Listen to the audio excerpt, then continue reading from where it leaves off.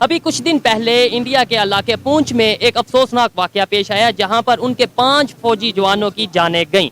और उसके बाद अब पाकिस्तान में ये कहा जा रहा है, कुछ लोगों की तरफ से ऐसा कहा जा रहा है कि शायद इंडिया पाकिस्तान में सर्जिकल स्ट्राइक करेगा। बहुत बड़े तजिया नगार अगर बात करें अब्दुल बासित साहब की, वो जो कि डिप्लोमेट भी रह चुके हैं, उनकी तरफ से ये स्टेटमेंट आई है कि शायद ये लोगों का जो तासुर है, लोगों की ओपिनियन है, इसके ऊपर कुछ हो सकता है। इंडिया की तरफ से रिटेलिएशन तो हो सकती है, लेकिन ये रिटेलिएशन तब तक नहीं होगी जब तक G20 की प्रेसिडेंसी हाथ में है और SCO की प्रेसिडेंसी हाथ में है इंडिया के। ये भी एक सोचने वाली बात है कि मोदी से कुछ उम्मीद करना कि मोदी का बिहेवियर ऐसा होगा, उससे बड़ी बेवकूफी कोई नहीं होती। प्राइम मिनिस्टर मोदी वो काम करते हैं जो कि पहले नहीं हुआ होता। बालाकोट इतिहास में कभी नहीं हुआ था और ऐसा भी हो सकता है कि उससे पहले ही कुछ गेम हो जाए। हकीकत ये है कि दुनिया का कोई मुल्क हो, ये सिर्फ Pakistan is not an exception. उसमें ये जो चीजें होती है ना जी, फौजें, उनके जो गैजेट्स हैं, उनकी जो लॉजिस्टिक है, उनके तैयारे हैं, तोपें हैं, टैंक हैं, ये कंटिन्यूसली आपको अपडेट करना पड़ता है। जय हिंद दोस्तों, पाकिस्तान ब्रेकिंग न्यूज चैनल में आप सभी का हार्दिक स्वागत। पुंछ के हमले के बाद पूरे पाकिस्तान में डर का माहौल बैठ गया है, क्योंकि पाकिस्तानियों को लग रहा है कि अब प्राइम मिनिस्टर मोदी पाकिस्तान के अंदर आकर अटैक करेंगे। जहां पर कुछ बातें तो ये भी चल रही है कि भारत सर्जिकल स्ट्राइक 3 प्लान कर रहा है, जहां पर पाकिस्तान के एम्बेसडर्स भी ये बात कर रहे हैं कि किसी न किसी तरीके से भारत पाकिस्तान के ऊपर हमला करेगा और पुंछ का बदला लेगा।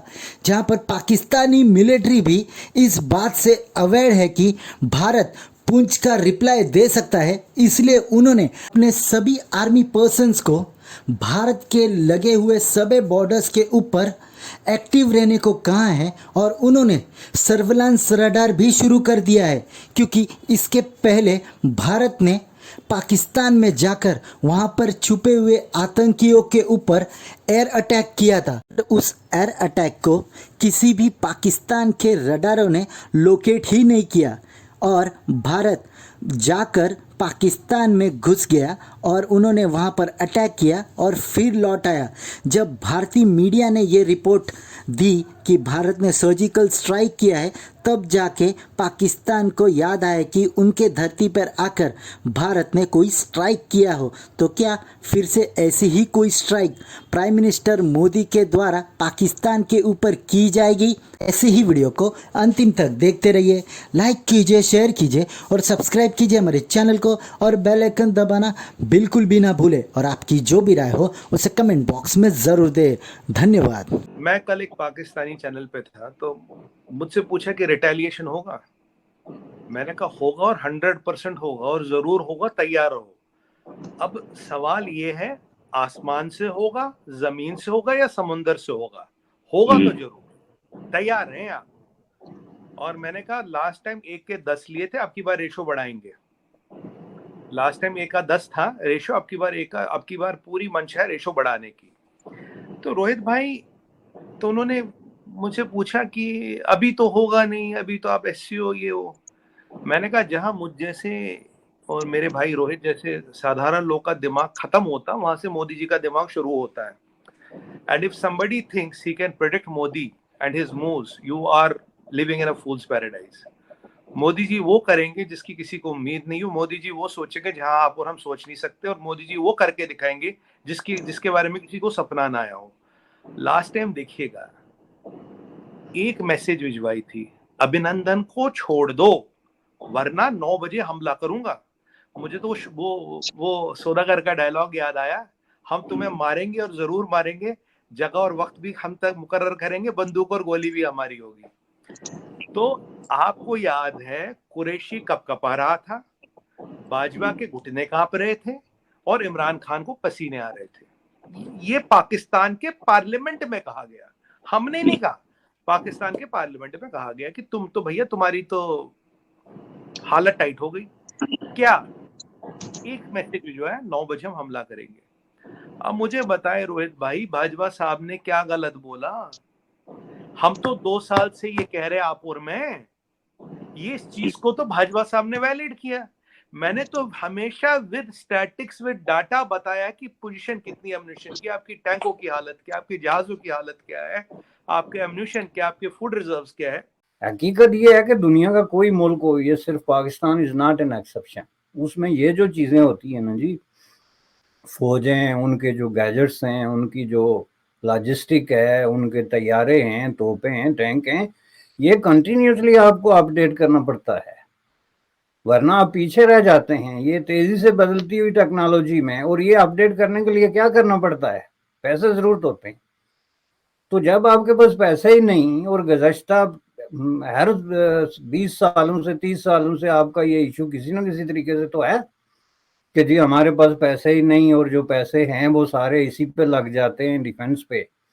तो उसके बावजूद जो है आप जो है वो जाहिर है कंटिन्यू रखे हुए हैं, तो उसमें मशीनें तो पुरानी होंगी ना, जंग आलूद तो होंगी, उनको आप मुफ्त में तो अपडेट नहीं कर सकते। और अगर आप इन चीज़ों को अपडेट करेंगे तो आपकी काम जो है वो ऑलरेडी जो है वो रोटी की मोहताज है, जिसको आटा कहते हैं आप, कि वहाँ सबसे बड़ी लड़ाई इस वक्त ये है कि आटा हम कैसे लें, और आटे की खातर लोग स्टैम्पिड में मरते हैं एक दूसरे के पांव तले कुचल के। देखिए, अगर आप वॉर डिप्लोमेसी को देखें, 15-20 चेक बॉक्स होते हैं। उन 15-20 टिक बॉक्सों में से पाकिस्तान से इकोनॉमी है, फॉरेन एक्सचेंज है, एम्यूनिशन है, फ्यूल है, फूड है, रिजर्व्स है, मोरल है, पॉलिटिकल स्टेबिलिटी है, जियोपॉलिटिकल स्टैचर है, there are a lot of parameters. एक भी पैरामीटर पे पाकिस्तान जीरो है।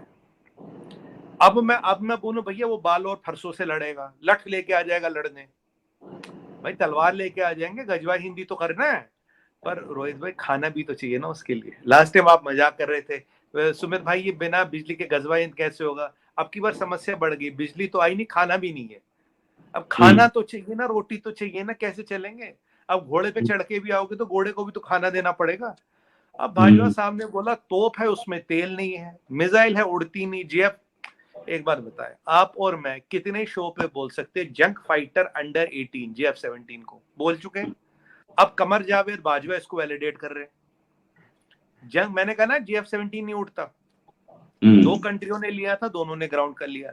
F-16 उड़ने की हालत में नहीं है, एविएशन फ्यूल नहीं है, उसका असला नहीं है, बारूद नहीं है, खाइबर टैंक गर्म होती है, रेडिएटर उसका गर्म हो जाता है, ठीक है जी।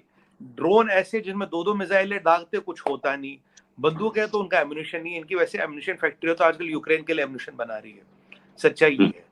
तो अब ऐसी परिस्थिति में जहां 200 लोग आटे की लाइन में मरते हो, हमें बहुत दुख है, आपको मेरे को बहुत दुख है, बेचारे गरीब लोग हैं, नॉर्मल लोग हैं, हमारे आप जैसे लोग हैं, नहीं होना चाहिए था। 200 लोग आटे की लाइन में मरते हैं, पर यहाँ मुंह दिखाई का 2-2 करोड़ आ रहा है। दुल्हन का घूंघट उठा के मुंह दिखाने का 20 लाख आ रहा है, और दुबई में शादी करो तो 200 करोड़ का शगुन आ जाता है। तो यहाँ 4 पावरफुल लोग हैं, मुल्ले, मिलिट्री, ISI और ये पॉलिटिशियन। इनकी तो मौज है पाकिस्तान में, बाकियों की कुछ है नहीं। सर्जिकल स्ट्राइक की जैसे बातें हो रही हैं, तजिया नगार कह रहे हैं, लोगों में ये बात आपस में की जा रही है कि शायद इंडिया सर्जिकल स्ट्राइक करेगा। जान, ऐसा कुछ भी नहीं होना। हामिद मीर का पिछले दिनों एक इंटरव्यू चल रहा है, आप उसको देख लो, आपको जवाब मिल जाएगा खुद ही। अब हमें उनकी जरूरत पड़ गई है, ये हमें इस मोड़ पे ले आए हैं। ये हम खुल्लम खुल्ला कह रहे हैं कि भाई आपकी तो अगर हम ये जंग के फड्डे में पड़ जाते हैं तो फिर ये डिफॉल्ट का खतरा हो सकता है। बहुत से लोग इंडिया साइड से भी ये कहते नजर आते हैं कि शायद इस वक्त आप इस पोजीशन में नहीं हो तो इस वक्त नहीं जंग करोगे, जब कल को आपकी पोजीशन अगर बेहतर होती है फिर जंग की बात करोगे। क्या कहते हैं, अगर पोजीशन बेहतर होती है फिर जंग की बात करनी चाहिए, फिर नहीं करनी चाहिए? फिर सूरत हाल देखनी पड़ेगी ना। कश्मीर छोड़ो यार, उसमें आजाद होना होगा, हो जाएगा। तुम अपना मुल्क तो पहले ठीक कर लो यार। कश्मीर चक्कर में हम ना गुलाम हो जाए। बिल्कुल ऐसी गुलाम तो हैं हम, हो क्या जाए। आप फिर वही बात कर रहे हैं, गुलाम तो हम हैं। वो नहीं करेगा, उसको जरूरत ही नहीं है, आप बेफिक्र हो जाएं। अल्लाह माफ करे, वो नहीं कर सकते। उनको पता है कि हमारे साथ क्या ऑलरेडी हमारे जो हालात है ना, उनको सबसे ज्यादा पता है। उनको जरूरत ही नहीं पड़ी, उनको पता है ये भूखे मर रहे हैं, इनको जरूरत, हमें मारने की जरूरत ही नहीं है।